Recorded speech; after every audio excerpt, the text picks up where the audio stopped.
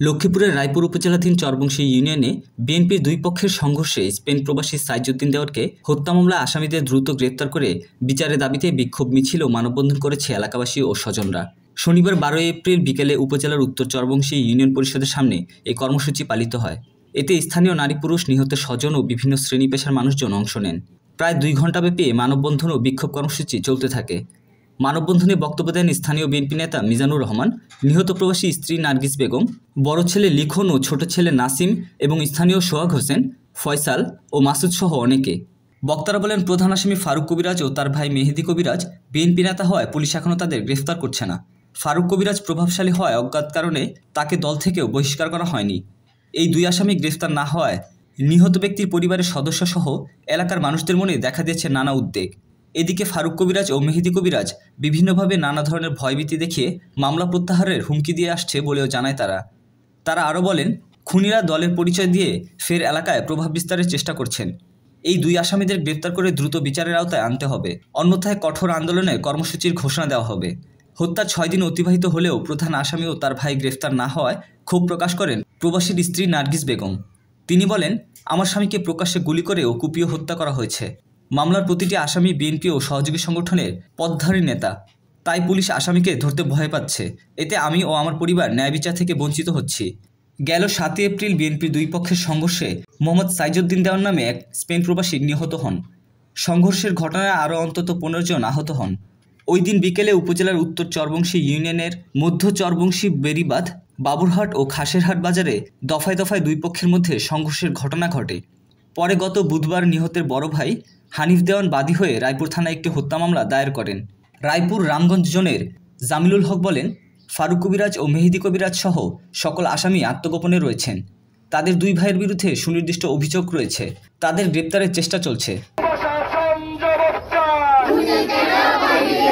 যে আমরা আমাদের চাচার খুনি হত্যাকারীদের বিশ্বাস হয়। এবং আরেকটা কথা হচ্ছে যে গত 2-1 দিন আগে আমাদের 2 নং উত্তর চরবংশী ইউনিয়নের অনেক নেতাকর্মীকে বহিষ্কার করা হয়েছে। এই খুনি ফারুক কবিরাজ আমার চাচাকে গুলি করে হত্যা করেছে। এই খুনি ফারুক কবিরাজকে কেন দল থেকে বহিষ্কার করা হয়নি? আমি এমপি এবং আমার লক্ষ্মীপুর জেলা এবং রায়পুর উপজেলার সকল নেতাকর্মীদের কাছে জানতে চাই, কেন এই খুনি ফারুক কবিরাজকে দল থেকে বহিষ্কার করা হয়নি। এই খুনি ফারুক কবিরাজকে দল থেকে বহিষ্কার করা হোক এবং আমার চাচা খুনিদের বিচার করা হোক। ফারুক কবিরাজ, মেহেদি কবিরাজ, আবাদুল্লাহ গাজী সহ যে সকল খুনিরা এই খুনের সাথে প্রত্যক্ষ এবং পরোক্ষভাবে জড়িত, আমরা সকল খুনিদের বিচার চাই, ফাঁসি চাই। 7 তারিখে স্পেন প্রবাসী আমার চাচা সাইজুদ্দিন দেওয়ান হত্যা হয়েছে। এই কয়দিন হয়েছে, তারপরে এখনো খুনিরা কেন বাইরে? মেহেদি কবিরাজ, ফারুক কবিরাজ, তারপরে হচ্ছে ফারুক গাজী, এরা এখনো কেন বাইরে? আমি প্রশাসন এবং বাংলাদেশ সরকারের কাছে দাবি জানাচ্ছি যে এদের গ্রেপ্তার করে দ্রুত ফাঁসি যেন কার্যকর করা হয়। আমি সহ আমার ফ্যামিলি যারা আছে এবং 2 নং ইউনিয়নের সকল জনগণ এই খুনিদের ফাঁসি চাই। আমার আব্বু 12 তারিখে ফ্লাইট, আমার আব্বু 12 তারিখে ফ্লাইট। আমরা নানিকে বাড়ি গেছিলাম বলতে যে আমার আব্বু চলে যাবে বিদেশ। আমার আব্বু একজন প্রবাসী, কালকে চলে যাবে, কালকে 12 তারিখ। আমার আব্বুর কাছে তারা 20 লাখ টাকা চাঁদা চাইছে। আমার আব্বু বলে, আমিও তো এই দেশের নাগরিক, তোরাও এই দেশের নাগরিক, তোকে কি 20 লাখ টাকা চাঁদা দিন। তারপরে বলে যে শালা তুই যাবি না, কালকে তোরা আজকে কোপায় হত্যা করুন। আমরা নানিকে বাড়ি গেছি, আই চলেছি। আমার আব্বুরে ধরছে, আম করে লাঠি মেরা ফালাই দিই। আমার বাইরে ধরে আসলে বদলা হতেরা। পরে আমরা গেছি আমার আব্বারে সাইরা দে সারে না। আমার আব্বারে প্রথমে ফারুক কবিরাজে গুলি করছে, বদলা গাজী গুলি করছে। পরে আমার আব্বারে 7 তারিখ কোবায় হত্যা করছে। আমার আব্বারে হত্যা করানোর পর আমার বাইরে গেছে, আমার বাইরে মারামারি শুরু করছে।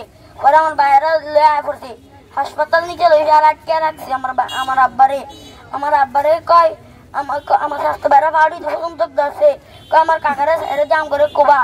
পরে কয় শালা এমন মরক, ওই মরলে তারপরে ওরে সারম, এ সারা আর ওরে সারম নেই, শালায় মরক এমন। ওদের ফাঁসি চাই খুনিদের।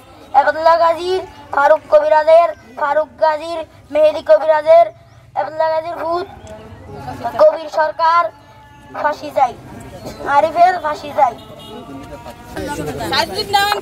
ফারুক কবিরাজ, মেহেদি কবিরাজ ও আবাদুল্লাহ গাজী, ফারুক গাজী কবির সরকার আরিফ সহ সম্মিলিতভাবে পরিকল্পিতভাবে আমার নিরপরাধ স্বামীকে গুলি করে এবং কুপিয়ে রাস্তা দিন দুপুরে ফেলিয়ে হত্যা করেছে। আমি খুনিদের ফাঁসি চাই। আজকে 6 দিন হয়েছে, এখনো একজনও আসামি গ্রেপ্তার হয়নি। তারা আমাদের আরো হুমকি দিচ্ছে, আমার ছেলেদের সহ আমাকে হুমকি দিয়েছে। আজকে সকালেও আমাকে প্রশাসনের কাছে আমি জবাব চাই।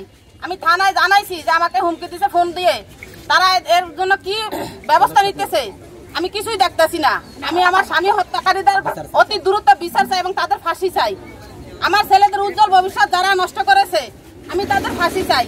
আমার 2 ছেলে, আমরা কয়েক মাস পরে স্পেন চলে যাবো। আমার স্বামী আমাদেরকে সেই জন্য সবকিছু কাগজপত্র রেডি করার জন্য দেশে আইছে। আমার স্বামী তো এখানে রাজনীতি কেউ ইয়া করে নাই।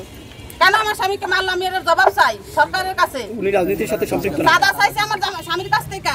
আমার স্বামী সাদা না দেওয়াতে তারা ক্ষুব্ধ হয়ে আমার স্বামীকে পথে আমার বাবার বাড়িতে বলতে গেছে। আমার 2টা ছেলে নিয়ে ছোট ছোট রাস্তায় ওদেরকে অতর্কিতভাবে হামলা করে তাকে গুলি করছে ফারুক কবিরাজ এবং মেহেদি কবিরাজ সহ আরো অন্যান্য যারা ছিল তারা কুপিয়ে আমার স্বামীকে হত্যা করছে। এবং পরে যারা আশেপাশের লোক আমার স্বামীকে হাসপাতাল নেওয়ার পথে বাধা দিয়েছে। আরিফ গ্রাম সরকারের ছেলে কবির সরকার সহ আমার স্বামীকে 1 ঘন্টা দাঁড় করে রেখেছে ওখানে।